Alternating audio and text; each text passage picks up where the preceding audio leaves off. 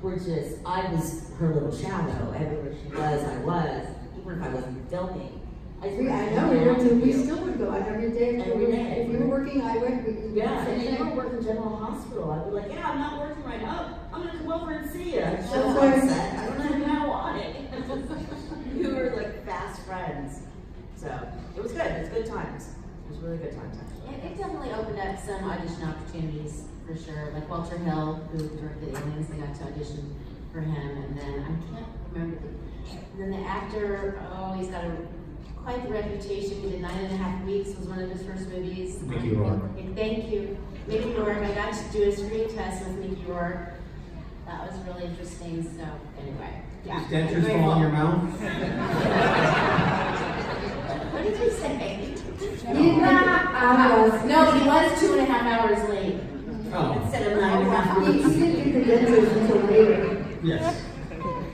I mean, the only thing I remember is just that in Hollywood, it felt like it made very, very little difference at the time. But if you were in a mall, and you were walking through the mall, and you walked past the video arcade, people would be like, oh my God, that's the guy from Nightmare on Elm Street? I mean, oh my God, are you the guy from Nightmare on Elm Street? Because their voices haven't changed yet. But, and then, like I said, I really did have this sense of like, I hope some of those kids grow up to be directors. I'm gonna go work again. Still waiting for you. I didn't get recognized because I went back to blonde hair. No one recognized They're me. like, you can't be Alice. You're too good looking. I actually booked more after that. After that fact, I started booking a lot of different worlds, a lot of brainy roles. And I was like, I'll take them. That sounds great. That's awesome. I started working nonstop. I think my agent, Brooke, was that you? Were you my agent at the time? I was your agent later. Later, after that. She's like, when you weren't working, I was your agent. Wait, and you gotta tell me, you were there. You were there for a very historic Pepsi-Cola shoot. Oh, the Michael Jackson shoot? Yeah. Yes. The one where he Caught fire. caught on fire. Oh, wow. Yes, we had just met like 5 hours before. He was actually a great guy. I mean, I'm a girl, so he was wonderful to us.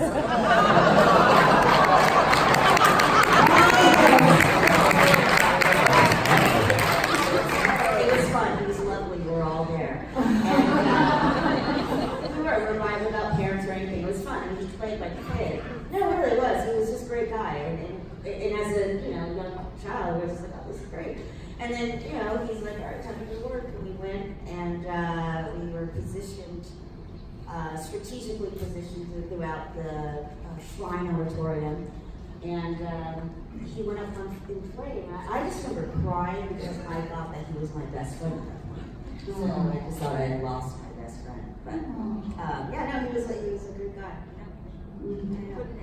We put him out. Well, no, he was never really okay after that because I think from that point on he was forever in pain, and thus the being on pain pills and always trying to manage something that was unmanageable. I believe, but Well, there's a whole particular there's a whole rabbit hole. You as your followers of films, do you ever notice like different parallels between different people's roles? Like you see an actor in a film and they're like, wow, they're always on a boat, or they're all, and like you. And I think of like I can't help but separate or connect the idea of Robert with his burned face and Michael Jackson with his burned hair with you. And I'm wondering, are there other burned situations in your films? Yeah, there's a lot of men out there. A lot of men burning. So we're going to open it up to audience questions at this point. If you have any questions, please just raise your hand. Yes, right here. I have a question for Susie. How did the song get in the film? Because she's great. The question was, how did your song get into the film? How did that happen?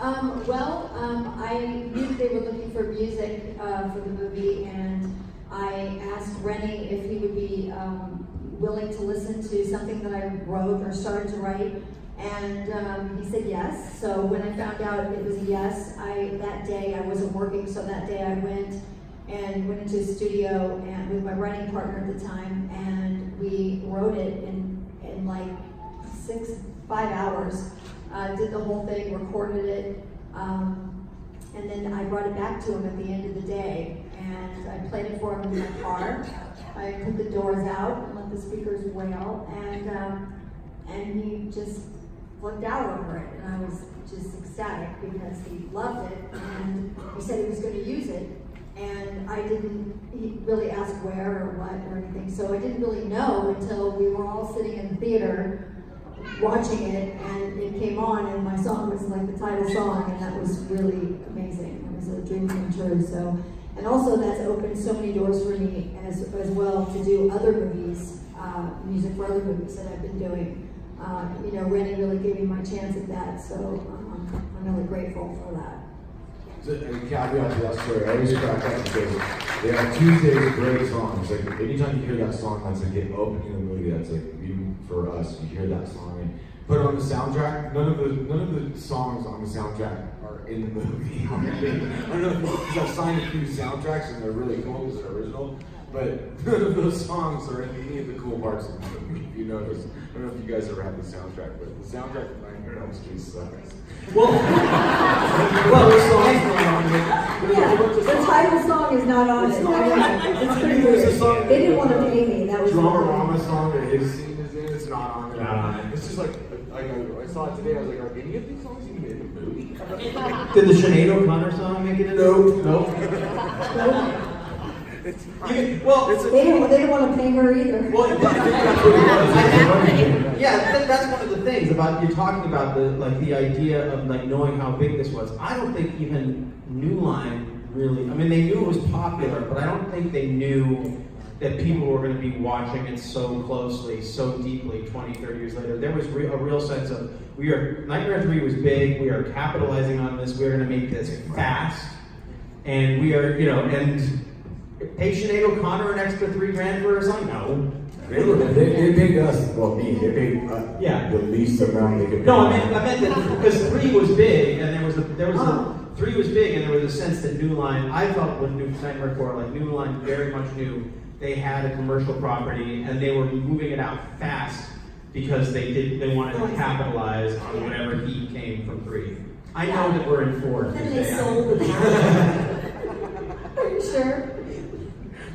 Yes. Wait. No, you're definitely Tuesday. Yeah. We're in 4. Yeah. Okay, do we have another question? Yeah, right here. I would like to know what is your personal favorite, besides your own, your personal favorite death in the series? Personal favorite death in the series. So all Elm Street films? Yeah. What's your personal favorite death in all of the Elm Street franchise? Tina's. Venus. I like Brooke Thies in 4. Brooke Thies when she turns into Brooke Thies is pretty awesome. Yeah, that's a great one. Where's Brooke? She's not here, she should be here. She should be here. She's Fun scene. Cockroach scene was pretty cool. She's making a lot of money in Beverly Hills. She has family, kids and stuff. oh yes. Yes. Right Yes, right here. Will you listen to my demo? Yeah. Bring it up. Yeah.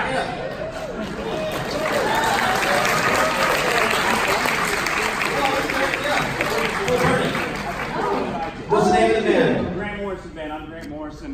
Everybody. Me Oh, you're sweet. Security crew, Sam.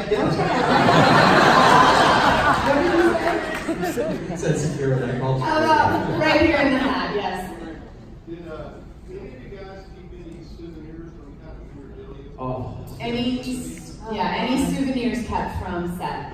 I did, but I sold it because I was so broke. Stupid Letterman's jacket that's out there on eBay and I can't afford it now. There's a dance suit from when I morphed into a motorcycle, and I let it go, and now it's out there. It's the Letterman's jacket, and I should have never sold it, but yeah, it's out there. I should have kept it. I don't think we It's like Raging Bull. Actually, people, what I really love to see is when people that love the movie, they come to our tables and they bring actual pieces of like a set or, things like that, which I was too stupid. Yeah, I I didn't know to ask. So keep questions. We didn't know to ask even, you know, so. I don't think we knew to keep our stuff, you know what I mean? It was just, we didn't think that it was gonna be like this, and so we didn't keep anything. I'm curious though, has that made you into kleptomaniacs on all subsequent films? Because it has me. I have stuff from films that nobody cares about, just filling the closets because I didn't grab anything from my parents. Well, it's interesting. My mom was the klepto. Oh, she was great. And I didn't know it until she passed away about 4 years ago. And I found logs, maybe several of all the things I did from the time I was 5 years old up until about 25. And she kept every call sheet, any type of notice, press notice. So I actually, from Nightmare, have the original script. Which you can get at her table for $40. It's already sold out, so sorry, it's gone. But I had it, I'll bring more next time. But I keep thinking I need to bring more. Well, ante up 10 more, and then they go. So thank you guys. But it's the original script. And then in there, she also had the day one of our 40-day shoot call sheet. And it has all of us on it, what time we're supposed to be there, what we're wearing, There's a what coffee props stain are on in it. there. There's a coffee stain. Yeah, it's in the script. I It's know like a it's coffee yeah, mug. sure, absolutely. And then it also has the Rogers and Cohen's, who was the publicity agent that pumped out all of our, so they picked me up as well afterwards, Yeah, we went there, Rogers and Cohen. So they have every write-up from Rennie Harlan to you to Andros, and I have copies. You know, they're coffee-stained copies of all of this, and even from shows I did from different worlds. But the one thing I wanted the most, and they gave us a Nightmare on Elm Street jacket, source of it in contrast, but we all have our name with this really cool Nightmare on the back. It's a leather, it's a leather sleeve. What is that, like a Letterman's jacket, right? And so we all thought, let's somehow Andros didn't get one. I don't know why, I don't want to go there.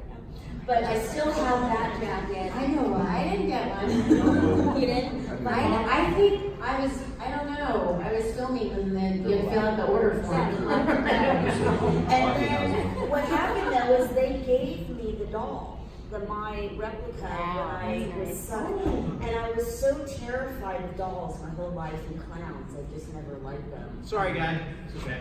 I'm just saying, he's scary. I see a clown here. It's like a little bit And offensive. so I didn't keep the doll, and my mom was like, just bring it home, I'll keep it. And that's the one thing I wish I would have really held on to. It just allowed her to keep it, but I was such, 18-year-old, like, no, Mom, I got this. And meanwhile, she had me my whole life, so I used to have for years, I don't know where, somebody probably has it, but for years I had, like when I said when we get these body molds made, I had 2 of them that were, when I get in a car crash, it's me with my mouth open, like, as I go into a crash. So I had that in my house for years. So whoever ended up with it, it's out there somewhere. We'll sign it. Bring it. That's it. Yeah, it's right back there. What advice would you give to somebody who's trying to break into this business? Break out. What advice would you give to someone who's trying to break into the business? I would. Oh my God. This day and age, Run the other way.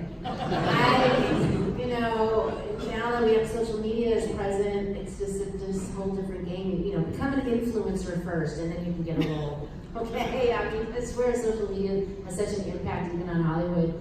Our agents and casting directors, they actually look to see how many followers this particular actress has. Do we want to see them or not, based on followers? Instead of auditioning, it's crazy. She's right. I think It's you have to very disappointing. I would tell you just to keep trying. If you want to be an actor, go to Yeah. Los Angeles or New York City and try to get into the business. I know You might get lucky. It's not And Exactly. Social media is going to influence you It may or may in a not. good way. It may or may you know not. how to get all those. Yeah, followers and try to create your own stuff, because Yes. that's really important. Yeah. If you want to do something, a project, or you want to act in something, you want to play a certain character, whatever you want to do, I think creating your own stuff really helps. Because not to, but the caveat of what Lisa said, because of social media and all that, a lot of the stuff is crap. They're not good actors. They're people who film themselves and never went through the work that we had to do to literally go to auditions, print up headshots, drive get around training and learn how to do that. That's what I think. Do theater. And I think anyone that, if you want to try that, then go for it. Do that. Go for it. But relying on getting hits from Instagram, you probably suck. You're probably a terrible actor. I'm being honest. You know what I mean?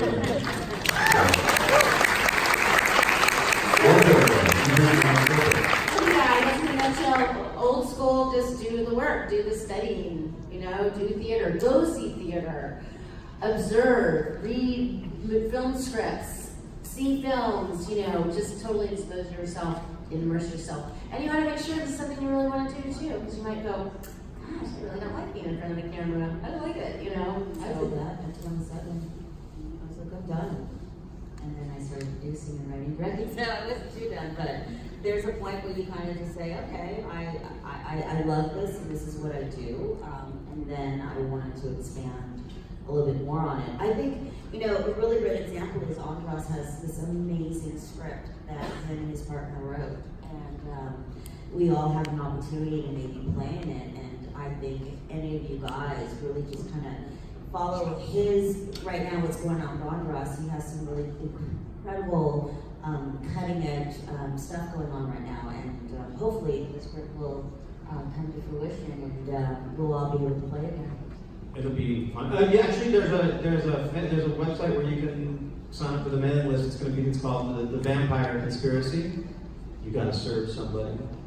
And if you sign up, you'll find out. You'll get notices about when. Shameless plug. That's a movie that we're all going to be. Yeah, we're all. Well, if we're going to plug to anybody, I think this is the room of people who are going to care about all of us. Get together. Check out our new movie. Thank you very much, Coy. Very nice of you. Yes, and the director-writer is a guy named Mark Morgenstern. He's very cool. So. All right. Okay, other questions? Yeah, right here. Yes.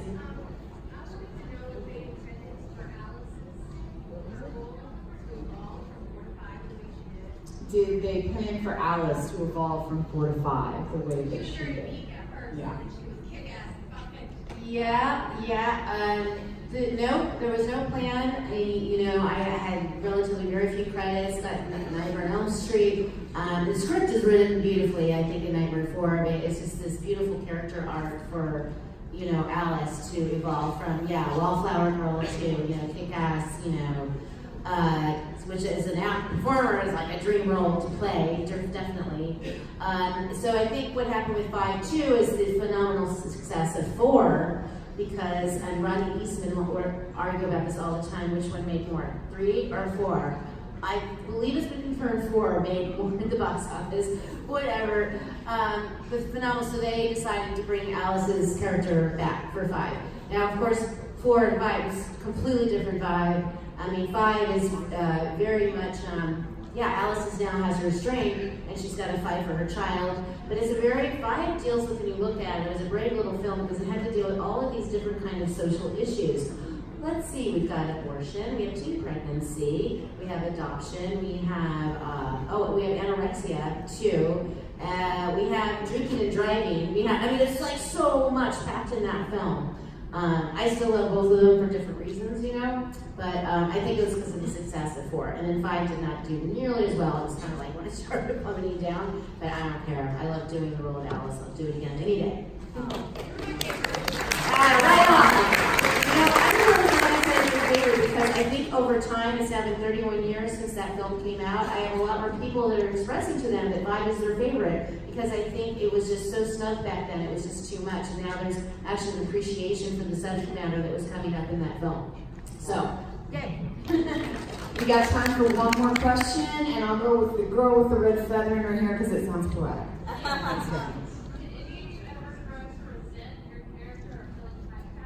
Did you ever grow to resent your character or feel like you were typecast? Definitely not. I didn't. I play the same dude in like every role. You know what the name of his character is in the Vampire Conspiracy? Dan.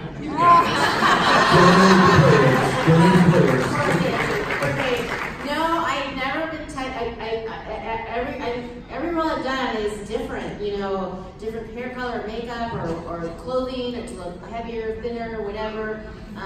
That's just why I think I don't get recognized really. I get more like, did I go to college with you? I've seriously played from nuns to prostitutes, so which is cool. To answer your question, I mean, I don't know to myself because I've not chosen. I got cast as a lot of the same dudes, but at least I fit into a character. Do you know what I mean? Like, it's hard to be. They're going to need a character. So for an actor, you want to be a character. That's what. So if I was typecast as the hunky jock dude, I was like, okay, cool. You know, I was like, at least it's a character. So. Yeah. When people say that, like, oh, were you typecast or something, it's like, I hope so. I'd love to be able to say that, you know? I was typecast when I did that series, and I lived in a different zip code, because I make money. But anyhow, no, I just, it would be nice to be able to say that, though. Like, yeah, I need to break out of these roles I keep getting. Yeah, that would be good. I think also, funny for me was, in Nightmare on Elm Street, I sort of played like the quintessential the girl next door kind of thing. And then from that on, every role that I got after that was always the bad girl. It was always like the wicked one or something, the best friend to the real sweet girl. I was like the bad one that couldn't hang out with her or something. It was really weird. Yeah. I think my then teenage daughter would have testified to the fact that I was definitely a bitch mom. Did you ever say, on the way, on the way? But I do get that. Thank you so much. Okay, well, we are just about out of time, guys, so please give our panelists a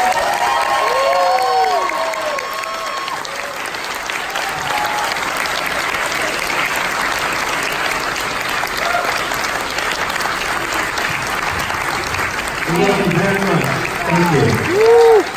Thank you guys. Thank you very much.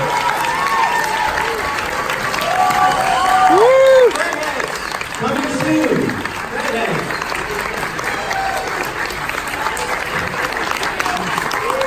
And thank you guys so much for coming there. Please enjoy the rest of your Texas Friday Come visit us. weekend. Come see them. What booths are you guys at? By Freddie. Over by Freddie. Yeah, we're all over there. Bye, Robert. We're in